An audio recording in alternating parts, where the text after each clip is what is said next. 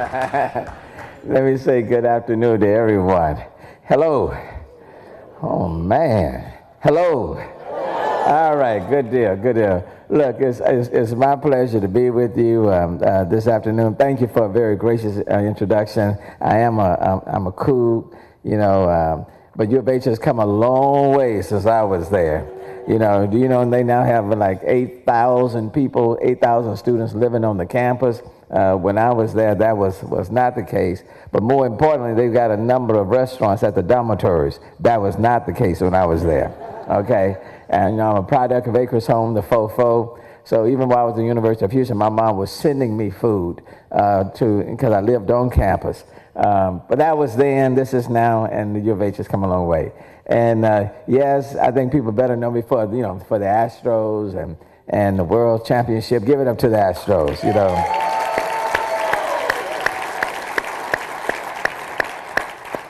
And you're talking about representing the spirit of our recovery of Hurricane Harvey.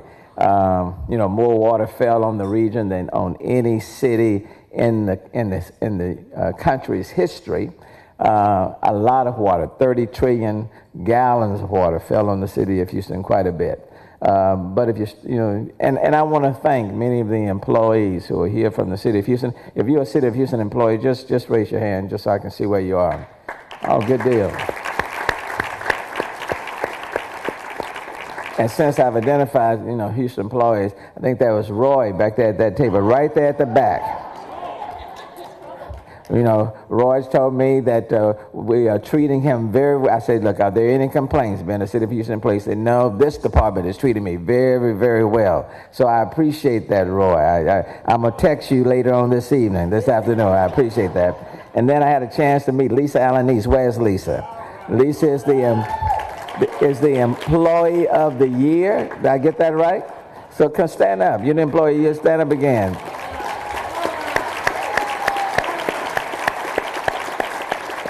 Thank you so very much. And then I have to acknowledge the director of ARA, Tina Pius, because Tina has really done a yeoman's job, but an outstanding, phenomenal job for me prior to me being mayor. But since I've been mayor, I really have depended on her quite a bit, and she has stepped up every single time. And so I simply want to say thank you. Tina, stand up so everybody can see Tina Pius. Thank you. And especially, when dealing with transportation issues, parking, and how do we deal with TNCs. Don't get me started about TNCs. But TNCs, well, I like TNCs, but I didn't like the fact that they went to Austin to remove the city of Houston from the equation. So I don't like that. But having said all of that, but the Harvey recovery was incredible, and in large part because of the employees that made that possible, and so many, many others. People pulled together like never before. People were helping out one another, and I certainly appreciated that. When I came into office, I said we need to have like a transportation paradigm shift in the city of Houston. And then look, all the people who are from outside the city of Houston, let me see a show of hands. If you're outside the city of Houston, quite a number. And I've met some from Austin, Dallas, El Paso, and other areas. Let me tell you how things operate in the city of Houston. If you do not leave the city of Houston by 5 o'clock today, you're mine. You stay right here. So you have until 5 o'clock today to decide whether or not you're going to stay or whether or not you're going to return. And then I'm going to send a letter to your respective mayors saying that they have, a few less people in their city because you are all Houstonians. So welcome to the city of Houston. It's a dynamic city. And when I came in, the focus was, we're building roadway capacity. That's the way we've operated since the 90s, build roadway capacity. And for those who are familiar with the city of Houston, we built 610, and we built the Beltway, and we built the Grand Parkway. And as we have built those roads, the people have come. We widened I-10 West. It's one of the widest freeways in the world, 26 lanes, including the feeder roads. We spent about $2.2 billion on that in mid-2000, 2007, right about that. And it's now like the 7th or 8th most congested freeway in the state of Texas. And so we have built it. People have come. the congestion remains the same, you know. So, and between now and 2040, we're expecting more than 3 million people to move into the Houston region. That's a lot of people. We are the 4th largest city in the country, only behind Chicago. You know, Chicago's number 3, and I'm not going to get into Chicago because they talked about us the other day because that beam that we have, and they said they had the original beam, and we got a beam. And anyway, let me not get on Chicago. Let me stay focused. You know, we are the 4th largest city, soon to be the 3rd. We will bypass Chicago. And yeah, but between now and 2040, we expect about 3 million people. That's the equivalent of putting another Chicago within our region, within our midst. That's a lot of people. And every single day, Monday through Friday, the daytime population for the city of Houston increases by 27%. That's the equivalent of putting another Atlanta in the city of Houston every single day during the day. That's a lot of people. And so when you have all of these people either coming into the city every day or moving into the region, the question is now, how do you move them efficiently from one point to the next? And so building roadway capacity has proven not to be the answer. We have to engage in multimodal forms of transportation. We have to give people options. But number one on the list is that we have to design and construct a city that is much more pedestrian friendly, because more and more people want to be able to walk to their destination, especially millennials. They are looking for a city that they can walk to or catch some form of transportation to. They don't necessarily want to own a car. I was at the Hobby Center in my debut when I was participating in the musical Memphis. You know, they asked me to come in and play a starring role. You know, you're looking at me like you don't believe it. I'm telling you the truth. I mean, they asked me to come and be in Memphis. They wanted me to be in Memphis, you know, and I agreed to do it, you know. Nothing wrong with a mayor acting a fool. So I agreed to be in it. And while I was there, I was talking to one of the people that was working with the cast. And he said he had moved from California in the city of Houston, and he said, Mayor, I don't have a car. I moved close enough so I could walk where I needed to walk, and he could walk from where he lives in Midtown. He was walking to the Hobby Center, or catch a bus, or get in a TNC or something like that. But he said, I don't have a car, and I have no plans to purchase a car.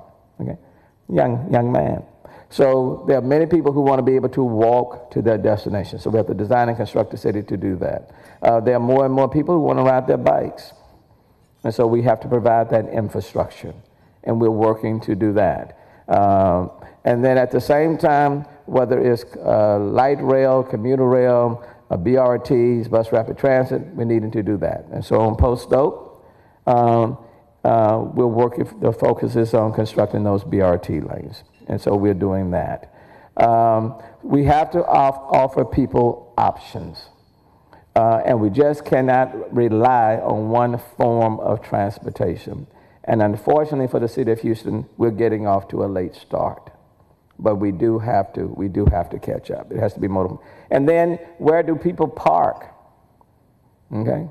You got all of these people, and the traditional way of providing parking is getting kind of antiquated. Okay? And plus it's expensive. And who wants to come down and pay $20-something an hour? Okay? And so how we park has to change. And we have to be innovative and creative in our parking schemes, and we're working on that. And different areas may require different solutions, but it all has to fit together. It can be, and I've run in places in the city of Houston, you know, in one block you can park. In another block you got to park on this side. In another block you park. So it can become very confusing to people who are coming to the area for the first time. And then they start saying, what the hell is all of this? You know, it's confusing. But the way we park, we have to address that. And then for people who, for example, Metro now. Metro is working on their master plan. And what I've said to Metro, we cannot just come forth with a plan that doesn't satisfy our needs. We need to be able to you can't give people something and say it's going to cost you $2 billion and you don't give them much more than what they currently have. People don't understand that. And so we have to find a way, even with our limited resources, to leverage what we have with others. Okay? We have to be creative and imaginative. Eventually, we got to get to the airports. You come into the city of Houston, but you can't take rail anything to get to the airports. So that doesn't make a whole lot of sense, but we got to work on that. And if you're in the city of Houston, especially during spring break time, when you're trying to go to the zoo, trying to go to the medical center area, trying to go to the museums, all in that concentric area, it can be a nightmare. Okay? So we have to find better ways of moving people from point A to point B. And then on the airport side, I am pleased. We have 2 international airports in the city of Houston, one of the few cities in the country with 2 international airports. And then Houston Intercontinental Airport was just announced the other week, got a 4-star rating. The city of Houston is now the only city on the North American continent with 2 4-star airports within its geographical boundaries. So I certainly want to acknowledge the airport system for that. And we are one of 4 cities across the globe that have direct flights to 6 continents, one of 4, and the only one on the North American continent. And still, we're doing things to improve our airport system because that becomes critically important. And then even with the port. We are number 1 in terms of foreign tonnage. And so I'm very pleased with that, and which means there's going to be a whole lot of freight coming in and out of the city. So not only we need to be concerned about people, but moving the freight as well. So rail becomes critically important because a lot of products come from the Midwest to California and then coming in instead of just going straight up. So we're looking at how we can address those needs. So when it comes to parking and transportation, you cannot have a dynamic system without having a dynamic parking and transportation system. You just have to have it, especially if you want to continue to grow and service the needs of the people that are here and the people that are coming. And my focus has to be not just people coming into our city, but the 2.3 million people who live in our city every day. We have to make sure that we meet their needs. And then lastly, I know those who may be outside of the city, but for those who are in the city or in the region, we have a lot of people who are living in what I call the lands. They live in Sugarland and Pearland and the Woodlands. They live in the lands. Now, why in the heck folk want to live in the woodlands, I don't know, but they want to live in the woodlands. I'm trying to get them from the lands and back within the city of Houston, which means we have to offer the quality of life that people are looking for. We certainly have to improve our school system, and we have to provide them with the things, the infrastructure and all of the things that they are looking for in the lands, but we have to provide it in the city of Houston.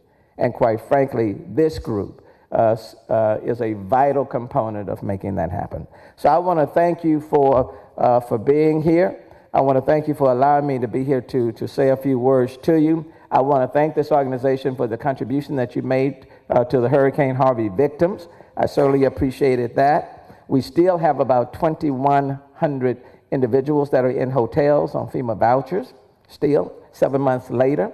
We still have thousands of families that are in homes that need to be remediated.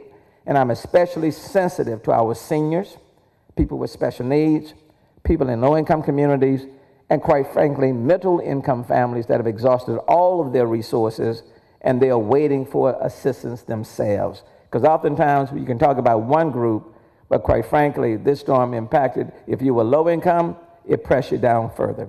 If you're middle income, it caused you to exhaust all of your resources. And the question is, who will help me as well? So we have to be mindful of all families and all different socioeconomic spectrums, and we can't afford to leave one family out. And in this city, we don't. We are a city of champions.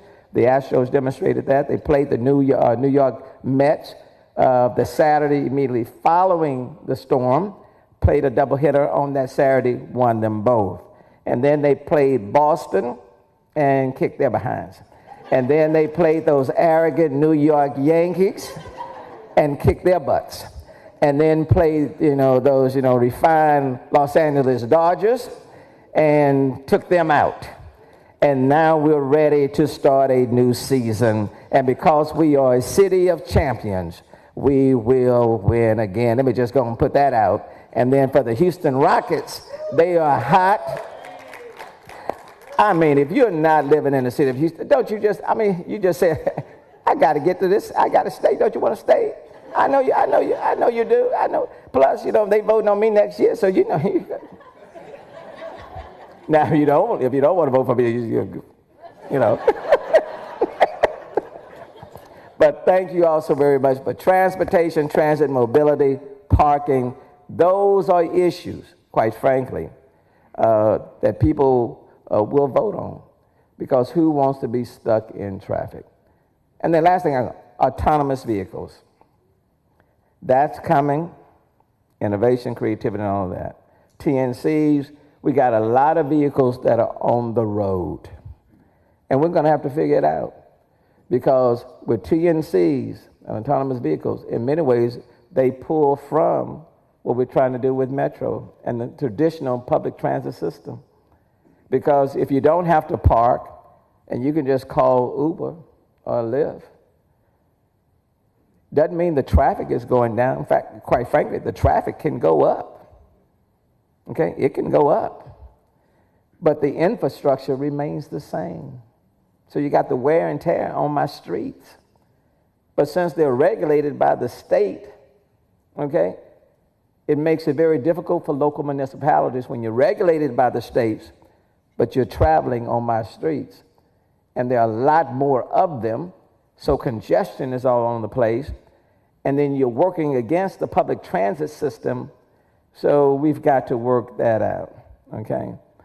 So there are many, many issues that are before us, and I know there are people here from universities and hospitals and you name it. I look forward to working with you to work all of these issues out as we move forward. So let me thank you for having me, and I spoke longer than I intended to. Come on.